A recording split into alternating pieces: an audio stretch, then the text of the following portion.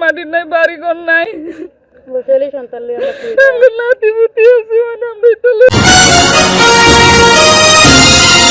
প্রিয় দর্শক, আজকের বাংলাদেশ ইউটিউব চ্যানেলের পক্ষ থেকে আপনাদের সবাইকে স্বাগতম। আশা করি সবাই ভালো আছেন এবং সুস্থ আছেন। ভিডিওটি শুরু করার পূর্বে আমি আপনাদের কাছে একটি অনুরোধ করতেছি, যারা যারা আমার ভিডিওটি দেখবেন দয়া করে সম্পূর্ণ ভিডিওটি দেখবেন। আর সম্পূর্ণ ভিডিওটি দেখে আমার ভিডিওটি যদি আপনার কাছে ভালো লাগে তাহলে অবশ্যই ভিডিওটিতে একটি লাইক দিয়ে চ্যানেলটা সাবস্ক্রাইব করে দিবেন আর কমেন্টে আপনার মূল্যবান মতামত জানিয়ে যাবেন। এবার আসি মূল খবরে। প্রিয় দর্শক, বর্তমান সময় সরকার পতন আন্দোলনে উত্তাল সারা বাংলাদেশের মানুষ এখন রাজপথে নেমে আসছে এবং তাদের মুখে একটাই স্লোগান, ইনু ছটাও, দেশ বাঁচাও। আমরা সেই স্বৈরাচারকেই ফেরত চাই, সেই স্বৈরাচারের আমলেই আমরা ভালো ছিলাম। অথবা কেউ কেউ বলছে আমরা দেশের শাসন ক্ষমতায় বিএনপি কে দেখতে চাই, খালেদা জিয়ার আমলে আমরা অনেক ভালো ছিলাম, অন্তত দুবেলা দুমুঠো খেয়ে পরে বেঁচে থাকতে পারতাম। আমরা এই ইনুস সরকারকে চাই না, আমরা বর্তমানে দেশে একটি নির্বাচন চাই এবং আমাদের জীবনের নিরাপত্তা চাই। বাংলাদেশের জনগণ এখন শুধুমাত্র তাদের জীবনের নিরাপত্তা চায়, জানমালের নিরাপত্তা চায়, তাদের মান সম্মানের নিরাপত্তা চায়, যেগুলা বর্তমানে এই অন্তর্বর্তীকালীন সরকার তথা অন্তর্বর্তীকালীন সরকারের প্রধান উপদেষ্টা ডক্টর মোহাম্মদ ইউনূস এই সব কিছু দিতে ব্যর্থ হয়েছেন। বর্তমানে জনগণের মনে জন্য বিষের কালিমা লেখা উৎপন্ন হয়েছে। এজন্য সমস্ত জনগণ রাজপথে নেমে এসে ইনু ছটাও, দেশ বাঁচাও এরকমের আন্দোলন করতেছে। বর্তমান সময় আমাদের এই প্রধান উপদেষ্টা বাংলাদেশের যেই সকল শোষিত, বঞ্চিত, নিপীড়িত গরিব মানুষ আছে তাদের উপরে যেই ধরনের অন্যায় অত্যাচার করতেছে তা বর্তমানে ফিলিস্তিনের উপরে ইসরায়েল যেই ধরনের আগ্রাসন করতেছে তার থেকে কোনো অংশে কম নয়। কারণ আপনারা যদি জানেন, গাজীপুরের খাস জমির উপরে যেই সকল গরিব মানুষ বসতি স্থাপন করে দুবেলা দুমুঠো খেয়ে পরে বেঁচে থাকতো, এখন সেই খাস জমির উপরে যেই সকল বসতি স্থাপন করেছিল সেই সমস্ত বাড়িঘর ভেঙে ফেলতেছে এবং সেই সব গরিব মানুষদের রাস্তার ফকির বানিয়ে তাদের রাস্তায় নামিয়ে দিতে বাধ্য করছে। এ হলো আমাদের প্রধান উপদেষ্টা ডক্টর মোহাম্মদ ইউনূস সাহেবের সংস্কার, যেটা বাংলাদেশের মানুষ এখন আর সহ্য করতে পারছে না। এই সংস্কার বলে দেশটাকে ধ্বংস করে দিয়েছে। দেশের দ্রব্যমূল্যের দাম ঊর্ধ্বগতি হয়ে গেছে, দেশের মানুষের জীবনের নিরাপত্তা পাচ্ছে না, জানমালের নিরাপত্তা পাচ্ছে না, মা বোনেরা মান সম্মান নিয়ে রাস্তাঘাটে বেরোতে পারছে না, হাজার হাজার মা বোন ধর্ষিত হচ্ছে। এটা হচ্ছে বাংলাদেশের এই অন্তর্বর্তীকালীন সরকারের সংস্কার। এখন প্রিয় দর্শক, বর্তমান সময় আমাদের দেশে যেই সকল অপ্রীতিকর ঘটনা তথা যেই সকল শোষণ বঞ্চনা চলতেছে এটা পৃথিবীতে কোথাও হচ্ছে না। আপনি যদি বলেন তাহলে বাংলাদেশের প্রেক্ষাপট আর ফিলিস্তিনের প্রেক্ষাপট বর্তমান সময় একই পথে দাঁড়িয়ে আছে, যেটা আপনারা এই ভিডিও চিত্র দেখলে বুঝবেন।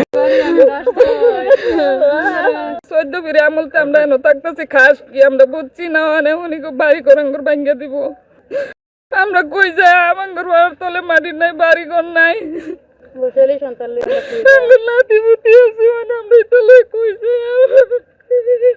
গাজীপুরের কিভাবে গরিব মানুষের বসতি ঘর বাড়ি ভেঙে ফেলছে এই অন্তর্বর্তীকালীন সরকার, যেটা বাংলাদেশের কোন সরকারের আমলে আওয়ামী লীগ বলেন, বিএনপি বলেন, জাতীয় পার্টি বলেন, কেউ কোনোদিনও এই গরিব মানুষের উপরে এই ধরনের অন্যায় অত্যাচার করে নাই, যার ফলে নিন্দিত ঘৃণিত হচ্ছেন বর্তমান সময়ের এই অন্তর্বর্তীকালীন সরকার তথা সরকারের উপদেষ্টা সবাই।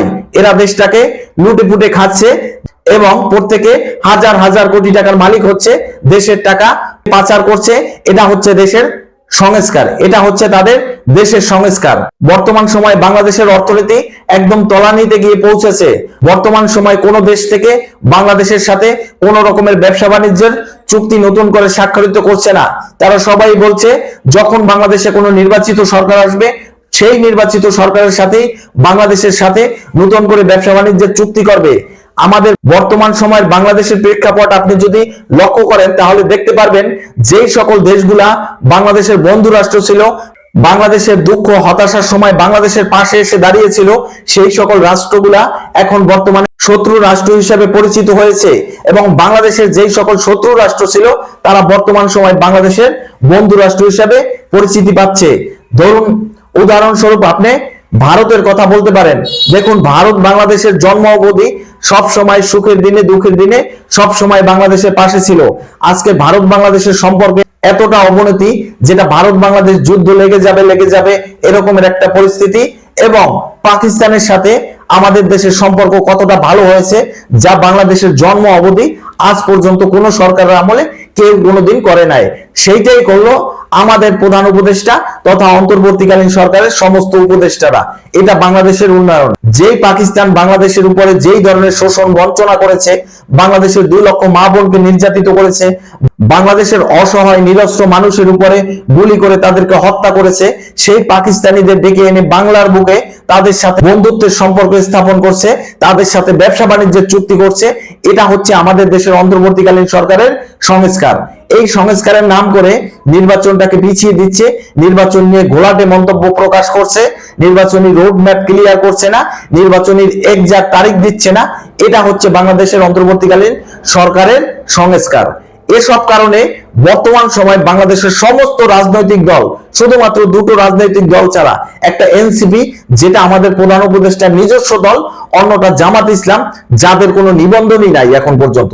তারা বড় বড় কথা বলে, কে নির্বাচনে আসবে, কাকে ক্ষমতায় রাখা উচিত, কাকে নিবন্ধন দেওয়া উচিত, এই সব কথা বলে। এই সব কথা বলার জামাত ইসলাম বা এনসিপি তারাও তো এখন পর্যন্ত নিবন্ধন পায় নাই।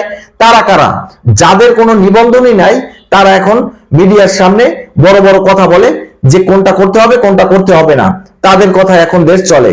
আর এইসব পাকিস্তানের মতন শত্রু রাষ্ট্র এখন বাংলাদেশে এসে বন্ধুত্বের পরিচয় দেয়। আর যারা বাংলাদেশের জন্ম অবধি বাংলাদেশের সুখ দুঃখে সবসময় পাশে ছিল, তারা বর্তমান সময় শত্রু পরিলক্ষিত হয়। এটাই হচ্ছে বর্তমান বাংলাদেশের অবস্থা। এই প্রেক্ষাপট বিবেচনা করে বাংলাদেশের জনগণ এখন অতিষ্ঠ হয়ে গেছে। তারা রাজপথে নেমে এসেছে এবং ইনুস হটাও দেশ বাঁচাও এই রকমের আন্দোলন করতেছে। সরকার পতনে সারা বাংলাদেশ উত্তাল হয়ে আছে।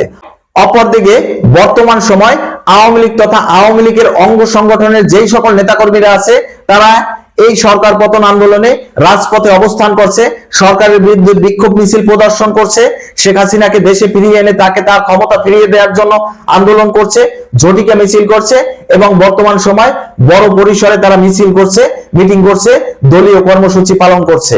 অপরদিকে বিএনপির উচ্চ পর্যায়ের যে সকল নেতাকর্মীরা আছে, মির্জা ফখরুল ইসলাম আলমগীর, গয়েশ্বর চন্দ্র রায়, মির্জা আব্বাস, এরকমের উচ্চ পর্যায়ে যে সকল নেতাকর্মীরা আছে, তারা আমাদের প্রধান উপদেষ্টার নিজস্ব বাসভবন যমুনায় গেছিলেন বাংলাদেশের নির্বাচনের এক্সাক্ট তারিখ জানার জন্য এবং নির্বাচনী রোড ম্যাপ জানার জন্য এবং নির্বাচনী রোড ম্যাপ ক্লিয়ার করার জন্য। কিন্তু আমাদের প্রধান উপদেষ্টা ডক্টর মোহাম্মদ ইউনূস তিনি যেই মন্তব্য করলেন, টোটালি একটা ঘোলাটে মন্তব্য করলেন, ধোঁয়াশাযুক্ত মন্তব্য করলেন, কোনো কিছু ক্লিয়ার করলেন না। এজন্য বিএনপির এই সকল উচ্চ পর্যায়ের নেতাকর্মীরা বর্তমানে এই অন্তর্বর্তীকালীন সরকার তথা অন্তর্বর্তীকালীন সরকারের প্রধান উপদেষ্টা ডক্টর মোহাম্মদ ইউনূসের উপরে রাগে ক্ষোভে জ্বলে যাচ্ছে এবং বিএনপিও বর্তমানে রাজপথে আন্দোলনের জন্য অবস্থান করছে।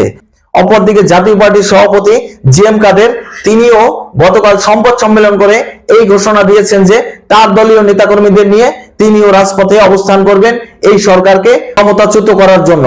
অতএব প্রিয় দর্শক, দেখতে থাকুন ভবিষ্যতে কি হয়।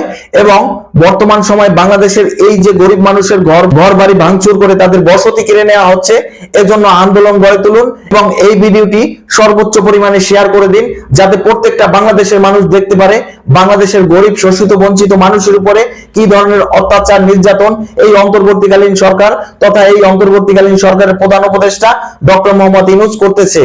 প্রিয় দর্শক, আজকে এই পর্যন্তই। পরবর্তীতে নতুন কোনো ভিডিও নিয়ে আসবো। সেই পর্যন্ত ভালো থাকুন, সুস্থ থাকুন। আল্লাহ হাফেজ।